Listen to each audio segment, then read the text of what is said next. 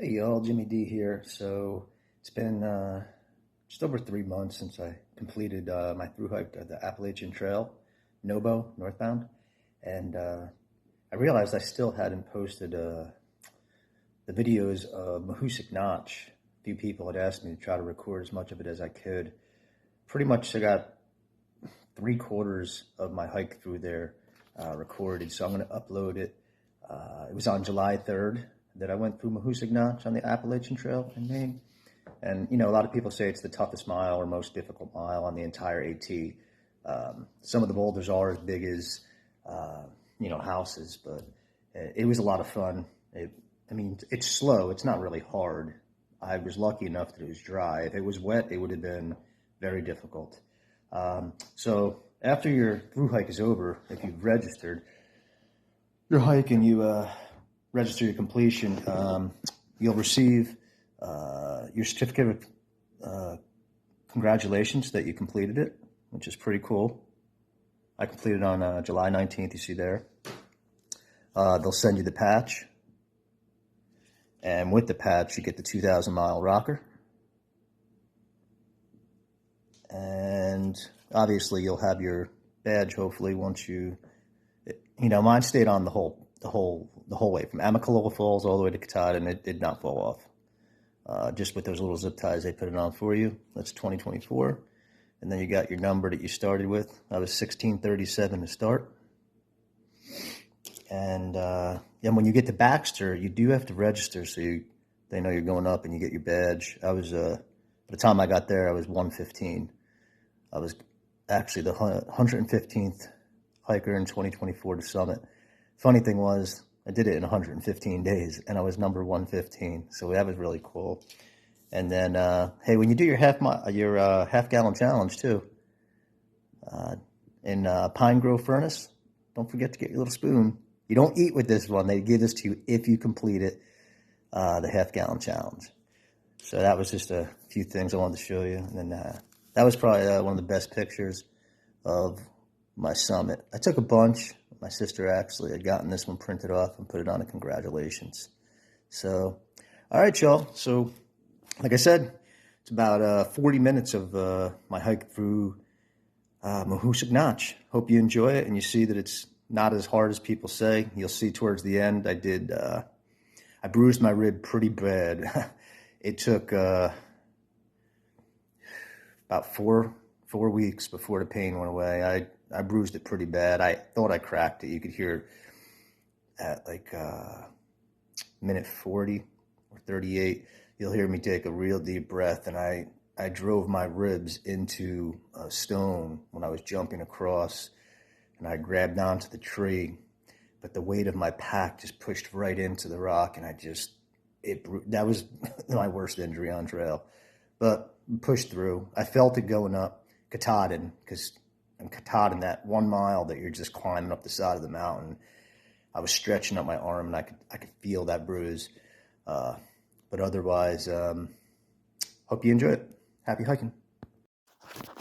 Okay, y'all, so we are entering the Mahoosuc Notch. Let's see what it's all about.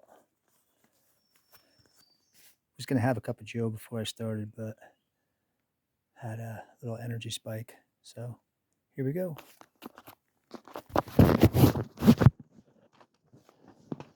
All right, so we are 6.5 miles into Maine, and this is where you hit the Mahoosuc Notch, which you can see becomes like a bouldering. Yeah, there's ice down there. You see that? There's ice right there.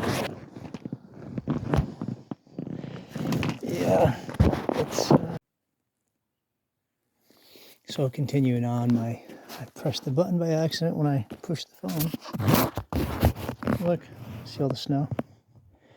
Ice, snow. It is crazy weather up here, I tell you. Yeah, my buddy was on Mount Washington the morning I was there, and he literally has snow on his raincoat. The Mount Washington sign has snow on it. There was snow all over the place. And in my video, you can see that There was that little bit of snow patch that I zoomed in on. Oy. So, yeah, the weather in New Hampshire and Maine is just insane. 1 minute it's 80, 85 degrees.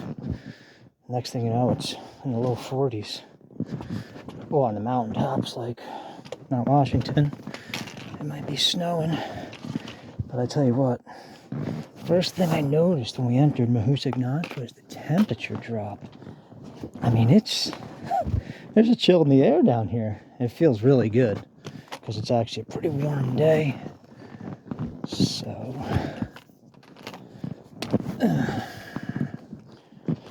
this is part of what you got to look forward to when you get towards the end of the Appalachian Trail, or as they say, Appalachian down south.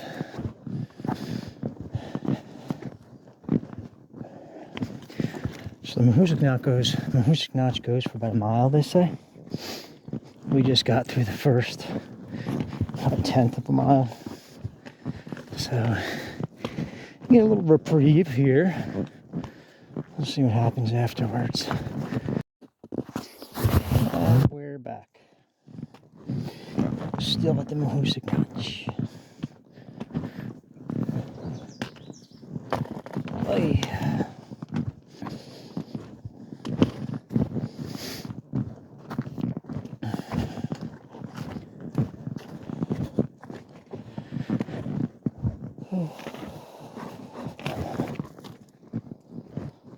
So, once you enter Mahoosuc Notch, you're basically 275 miles from the end, from getting to Katahdin. So it's kind of like, as tough as it might seem, to go through this little mile notch and then the Mahoosuc Arm, which is another mile. You got to make fun out of it and enjoy it because you're so close to the end. And it's, it's been an amazing journey. It really has. Just feels like yesterday that we just left. We stepped off at noon on March 26th from Amicalola Falls. And I tell you, time has flown by. I can't wait to sit back and go through my journal and watch the videos and just reminisce on everything. That's the left side. How the cliff goes up.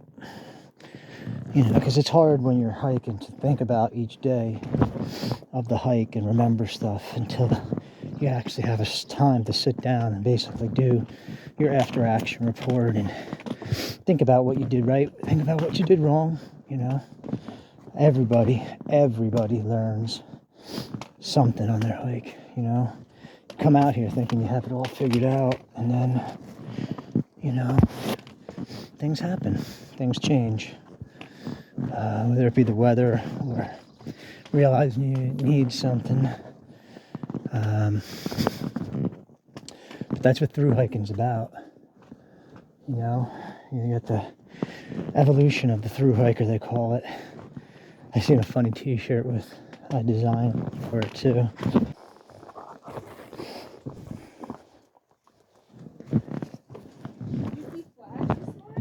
I didn't. I've seen gazelle though. Gazelle's a little ahead of us now, I think. Yeah, I seen him twice actually, gazelle. Because he had stopped at a privy. But no, I haven't seen Flash. Did he leave early maybe?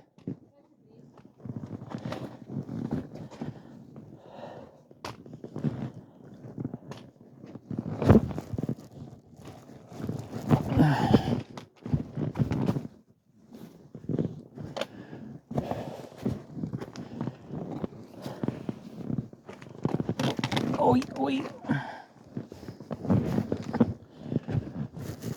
Oh boy, that's gonna be a trip, huh? I don't know if this is the best way. If I pull that down with me. Oi.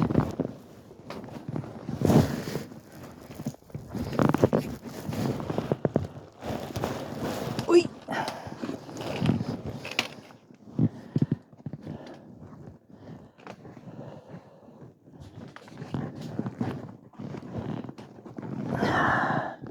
Hey, did you guys hear about Christian Morgan? The dude that was going for the fastest known time? Yeah, he got hurt in Maine. Yeah, it's over. It's a shame because he was doing so good. Pretty bad knee injury, they say. Yeah.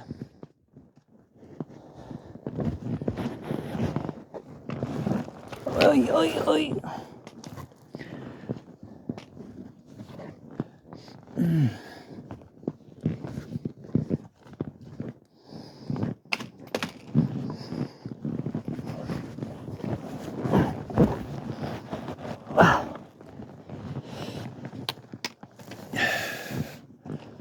Wow, look at the size of these.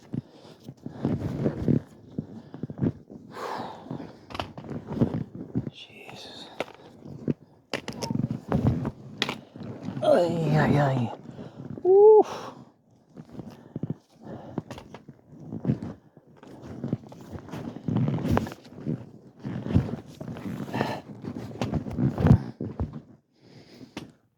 Ay.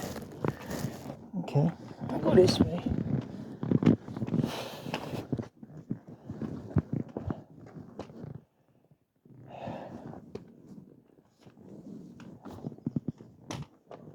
Oh. I don't know, I'm feeling either way. This is tough.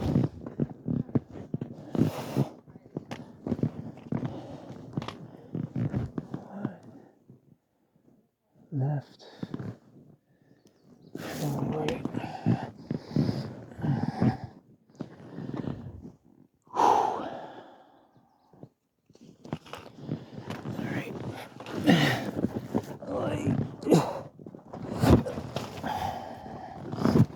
Alright.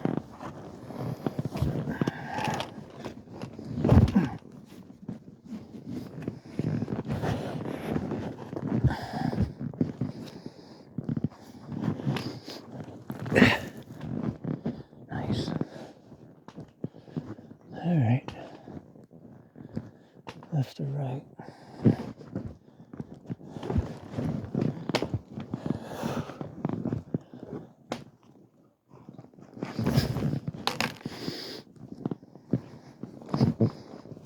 Oh my god, that feels so cold. Got more ice and snow.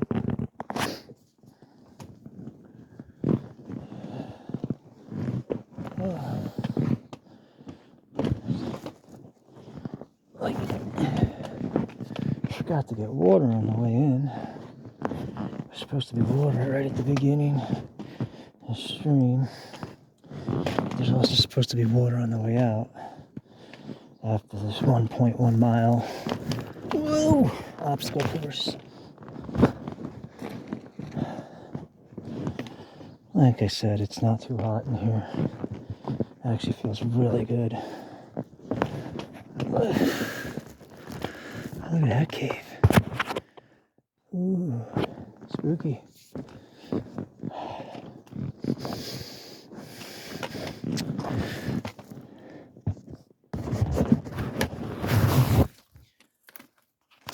So yeah, I met those two the other day when I met with Flash and I was hiking with him. They're a couple that have hiked the entire trail together too. They started early March 3rd. Flash started March 4th. And we don't know what Flash is right now. Either he started early today or he is ahead of us. We don't know. And then Gazelle is a gentleman that is from Japan, and he is hiking in traditional Japanese garb. It's amazing. It really is. And he is fast. Even with these things that he wears. It's the traditional Japanese shoes the soles were so skinny. They're like the old Keds that the women used to wear. But yeah, that was those two. Like I said, that was she's homesick, literally, and that's her trail name. And he is Scout. All right, I'm gonna pause it because it looks like we got a little bit of trail, got a little reprieve right now.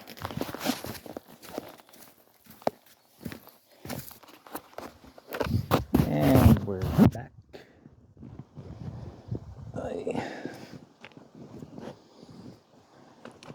Just gotta think about every step you're taking.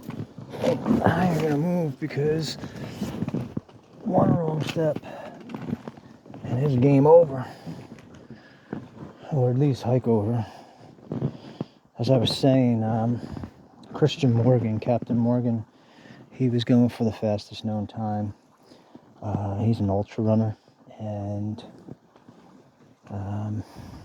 he's going for like 40 days, I think it was, to do 2,200 miles. He was doing 55-mile days, and I got to take a picture with him on the approach to Mount Washington. He came up behind me, and then I basically ran after him for about a quarter mile with my pack. Finally caught him. I said, Captain Morgan, can I get a picture with you? He said, absolutely. And I took the picture, and there's a couple in the background. They had no idea who he was or what we were doing. He just said to them, hey, you guys want to get in a selfie? And once he left, I explained it to him. It's kind of sad to hear about that he got a pretty brutal knee injury that he can't recover from. Sounds like it was in Maine. I don't know where. I'll find out later on. But he was on pace to break the record. He was way ahead of it. So I wish him a speedy recovery, and I wish him the best in his next endeavor. I mean, he already holds the southbound Appalachian Trail fastest known time, but he was going for the northbound. So the southbound, if you don't know, means you start at Katahdin and then you go to Springer Mountain in Georgia. So this one, he had started at Springer Mountain, and he was running up to Mount Katahdin. And so when they go for FKTs, they have a whole support team. He had a guy trailing him that runs along with him with any like supplies and stuff like that. Or if he was, like he did, get injured, he's there to help him. You got a camper or a van. So he's a runner, he's not hiking it. So what he's doing is still amazing, but it's not a through hike. So some through hikers don't like the idea, but come on, give the man respect. He's running 55 miles a day for, almost 40 days. It's just, he's an amazing athlete, and probably never heard of him, even though he's more of an athlete than, LeBron James or Aaron Judge or, any of these other famous, overpaid sports people. They're not doing nearly what he does. To do what he did, the training that goes into it, the mental focus, every step we take as we're hiking is, your brain is just doing hundreds and thousands of calculations every minute for where to step, where to put the pressure of your foot so that you don't go sliding down or, step on something the wrong way.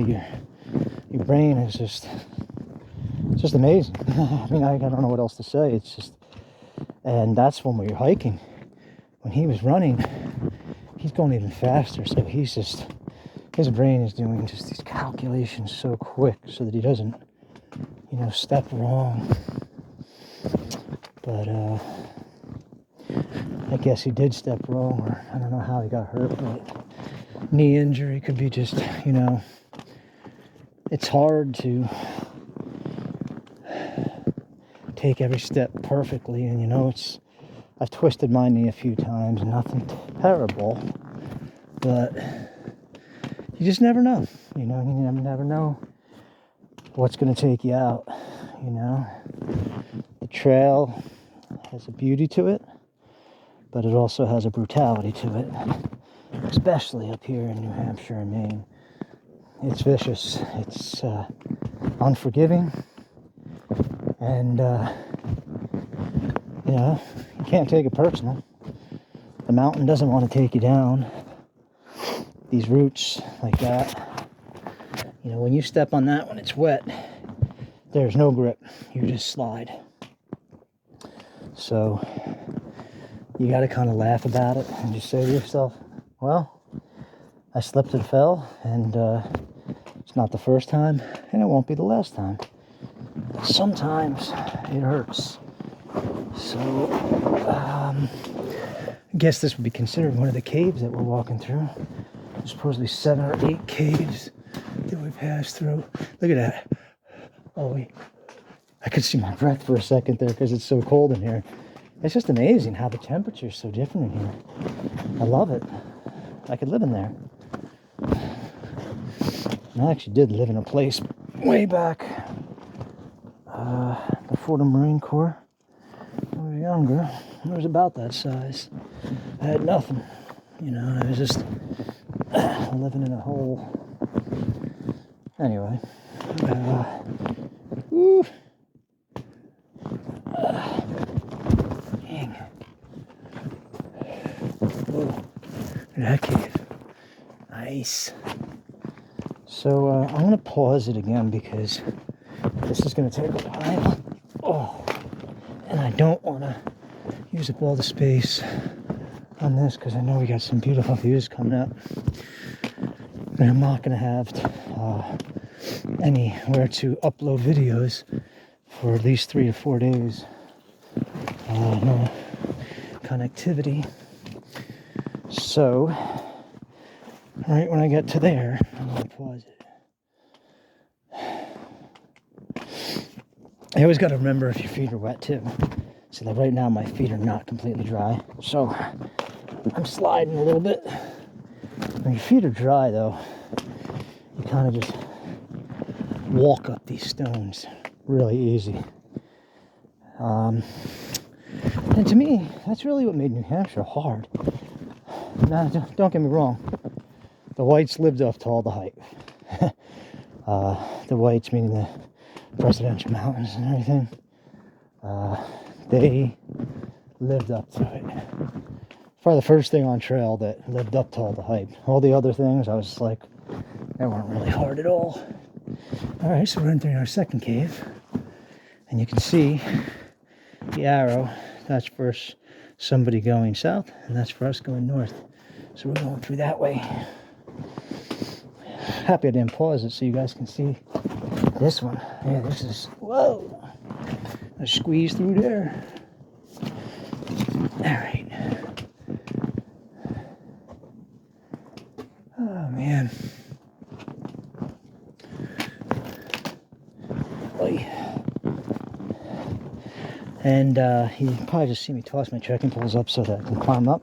I'll tell you what, anybody that hikes without trekking poles on the Appalachian Trail, or basically any long distance hike, is crazy. And I don't think that's an opinion, because anybody up here now that's going through with the whole through hike, everyone that's up here, oh no, has trekking poles. I almost think it would be impossible without. You know, you're carrying extra weight.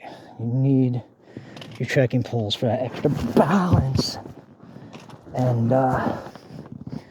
they really help with all the, I want to say water crossings, but also mud crossings, you know, so that you don't step down into 8 to 16 inches of mud.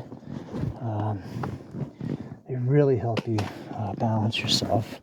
I like to call them like chicken legs, you know, because you got your legs, which are powerful, and then you got your arms that are strong. Oh, I almost lost my trekking pole. See, it almost slid down there. Yeah, and you got your arms that are always there to help you when you have to crawl. But the trekking poles are little chicken legs. They're just enough to, you know, like a little chicken leg. They'll help you keep your balance, but they ain't gonna stop you from breaking your neck. Like if you're going down, trekking pole's not gonna save you. But they're just there, just like I don't know, like little guides. You know, they're like little guides, like little Smurfs. They're there and they're just like, hey, we're here to help you, but we're not gonna save you. But you gotta understand, we're gonna help you. I don't know why I said that. I just used to love the Smurfs. All right, we're gonna pause this. Oh God. No, really, we are. I knew I should have kept my gloves. That's another thing. I had sent my gloves home, thinking I wasn't gonna need them. But I tell you, it's only gonna take one sharp rock to cut my hand. All right, guys, I'm gonna pause this. So we're back, and I don't know, I think we're about halfway through, but anyway, I wanted to show you how, this is how we get our water. Whoa, my bottle. So this is how we get our water out here. We basically take water from running, anything running water. We put our Sawyer squeeze on it, and it filters it, and it's just amazing. I think we should be sending Sawyer squeezes all around the world to help people that don't have potable water. See? And it looks like that. And then, yours truly,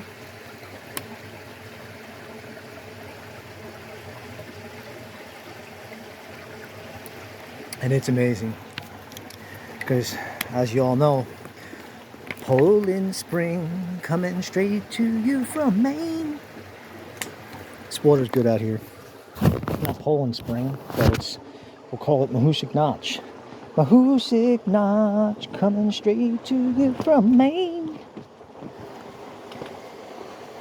Like I said, you gotta have fun with this stuff. Yeah, I think we're about halfway through. Whacked my knee when I had the camera off, and it's not even like a hard whack. It's just like you get down, and then all of a sudden you just tap your knee into one of these boulders, and you're just like, oh my God, because your knees are so sore. Anybody's knees after 1,900 miles, they're sore, so anything really hurts. I feel like the camera's cranking up. Trying to show you guys in front of us.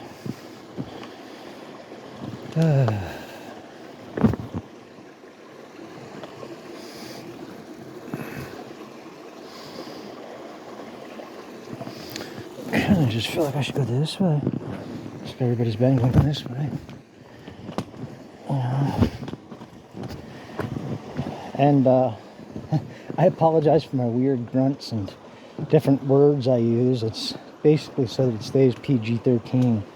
When I say oi or oh yeah, anything like that, or just any of the weird words I might be using, so it stays PG-13. I get it. We're living through a time when people are like, why do you care what anybody thinks? Well, that's just who I am, and I guess I do it to a fault sometime, but it's kept me out of trouble, so I don't want to hurt anyone's feelings, and I also don't want to offend anybody with, using some kind of foul word when I fall down. Or, you don't have to. I mean, what's the difference between saying oi or a bad word? It's like, just make up a word to say instead of something that's vulgar,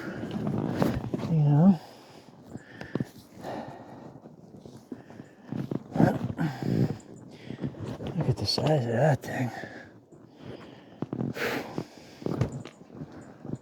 It's amazing.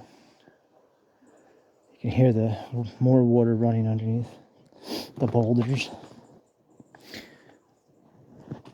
I'm sure most people aren't going to watch this whole thing, but it's also for me to watch 20, 30 years from now, 40 years from now, when I can't maybe even walk anymore, and look back on what I did as a young man.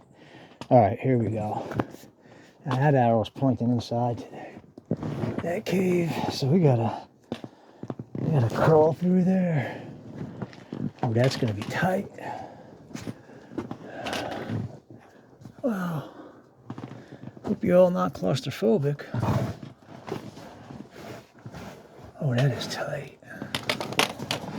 See, you can go around, I'm sure. But, as I had told everybody, I promised my family, I'm the kind of guy that I don't lie, cheat, or steal. And here's another house. He telling you which way to go. And I don't believe in blue blazing. You know, there's blue blaze shortcuts. There's also yellow blazing, which means you take a ride and you get driven right past the whole section that you don't want to hike because it's too hard. And there's slack packing, which means you have somebody drive your pack, 20, 30, maybe 50 miles down the road, and then you hike without your pack. You just go for a nice little walk, like across the White Mountains, the presidentials, and you just don't even experience it the same way as a thru hiker. So, yes, there's always a way to cheat, but I believe in what the Buddhists say, and they say the way you do anything is the way you do everything.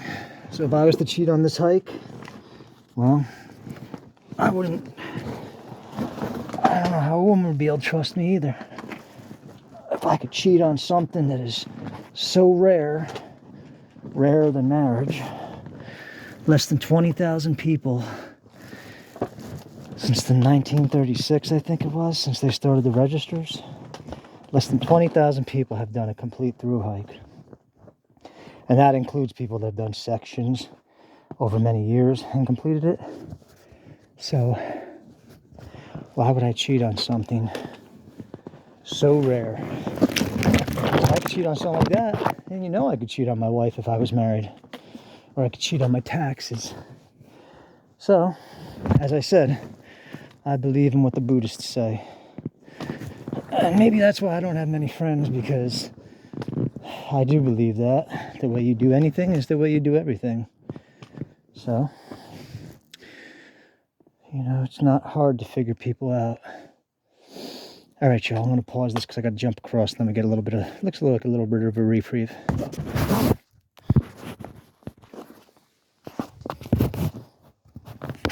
And we're back. So, my mom had asked me on one of the videos I made, similar to this, I think it was the lemon squeezer. Like, how did you do that? Well, so you can get a nice, not nice, but just a basic phone carrier and put it on your pack with zip ties, or what I used was a strap with clips. So it's almost like a GoPro in a way, I guess some people, before I left, they're like, oh, why don't you bring a GoPro, do this, do that. And it's like, man, I don't got, you don't got time to do that much filming on trail. There's a lot of stuff that goes into a through hike every day, and your time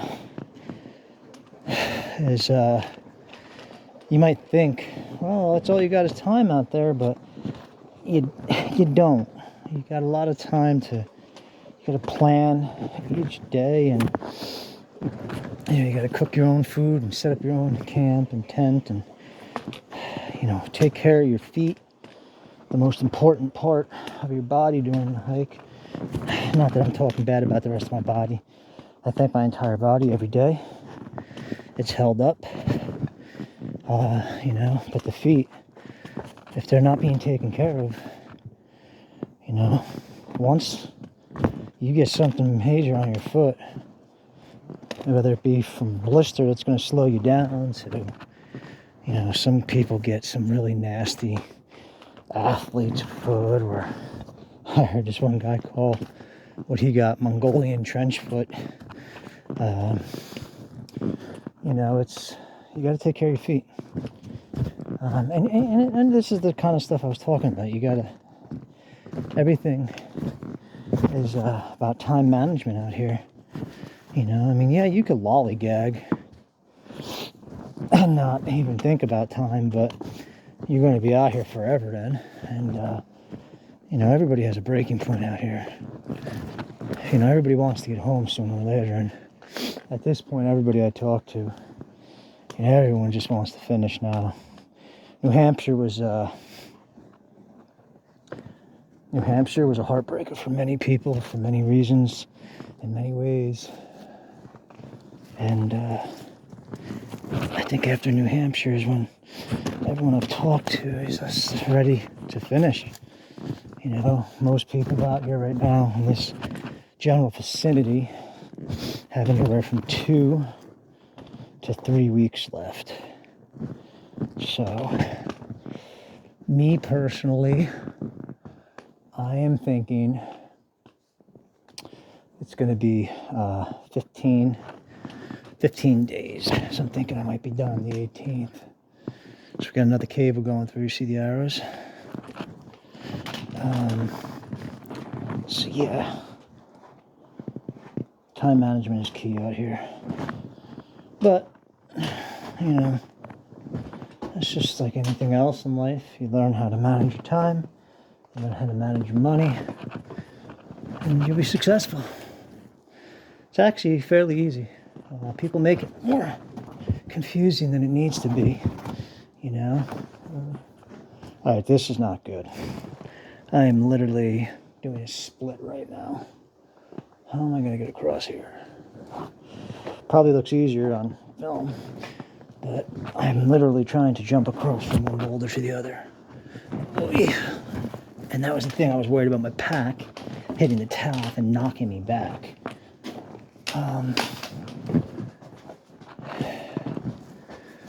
Alright, so that's not bad. So I climb up, but yeah, see, you can see the arrows. Tells you where to go. Yeah, but it's just crazy, you know. I go into town and do my resupply and spend the night somewhere, and I get to actually catch up on the news and see what's going on. I'm just like, I mean, what's going on in the world right now? Like, everybody's blaming everybody for their life. Like, I don't know, man. I grew up with nothing. You know, my mom was a waitress, and, you know, I started working when I was 8 years old, I think. 8 or 9, you know, I was walking around town cutting people's lawns because I knew at a young age, like, nothing was free. And now I'm seeing all this stuff being given away for free. Like, that's not how we're not going to survive as a nation if certain people get stuff for free and others have to work. It's just weird. I was thinking about it the other day on trail, and it's like,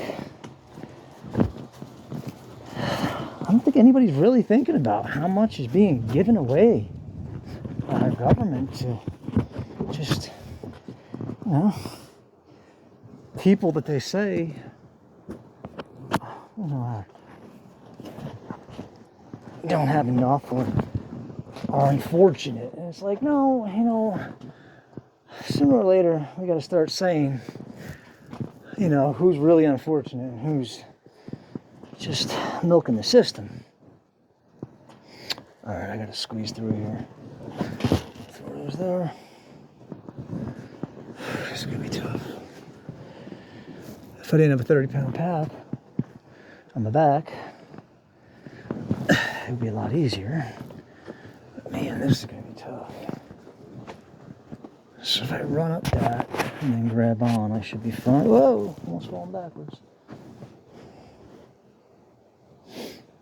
All right. Like that. Yeah. Whoa. Oh. Right on the ribs. Oh, that hurt.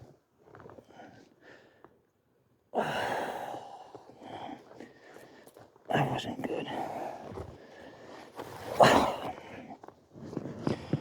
Man, I felt that right on the rib.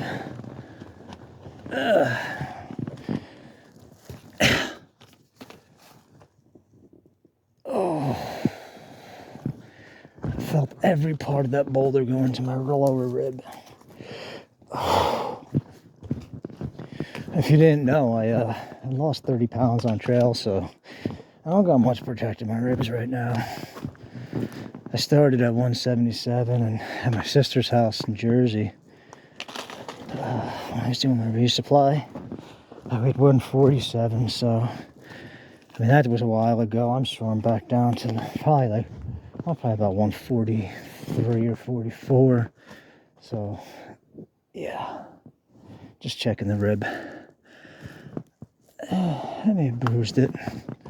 Nothing to be worried about. I just couldn't take a breath there for a second. I was like, whoa, what just happened? Did I crack my rib?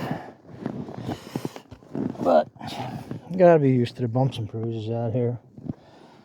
You know, it's like life. Bumps and bruises, ups and downs. You know, you got the physical ups and downs out here in the mountains, and then you got the mental ups and downs. And they are drastic. Some days feel like, you know, sunshine, rainbows, and unicorns. And other days, it feels like you got a 30-pound gorilla on your back pulling you down. You got the devil trying to get you every step of the way. And your body just feels like you just got out of a fight with Conor McGregor or Mike Tyson. So that's something you got to get used to. And you know, I don't think enough hikers put that in their documentaries that, hey man, it's going to be tough and there's going to be days that are tough. We all go through it. I've spoke to many hikers about the same thing. You know, I met a guy that was in the Special Forces. He's out now. I met a ranger out here, an Army Ranger. I've met just everyday normal people that are hikers, you know. And we all say the same thing, you know. There are bad days. It's just that's it, man. All right, hey, I think we might be out of the Mahoosuc Notch. Everyone says it takes about an hour and a half. Yeah. I don't know. I'm thinking that was probably about 50 minutes, it looks like. Because I started at about 12:50. I don't know if it's officially over, but that was a mile since I started. So, we got the Mahoosuc Arm next, so it's no easier. Or it's a little bit easier, I guess. Not so many boulder climbing, but whoa! See what I mean? Like, for a second, you gotta keep your mind on the trail. You gotta keep your eyes on the trail at all times. Just a little slip and it's all over. Alright, I'm going to call it the end of the Mahoosuc Notch for this video.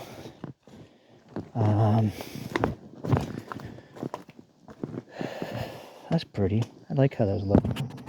Reminds me of Ireland. How the boulders are covered with the moss like that.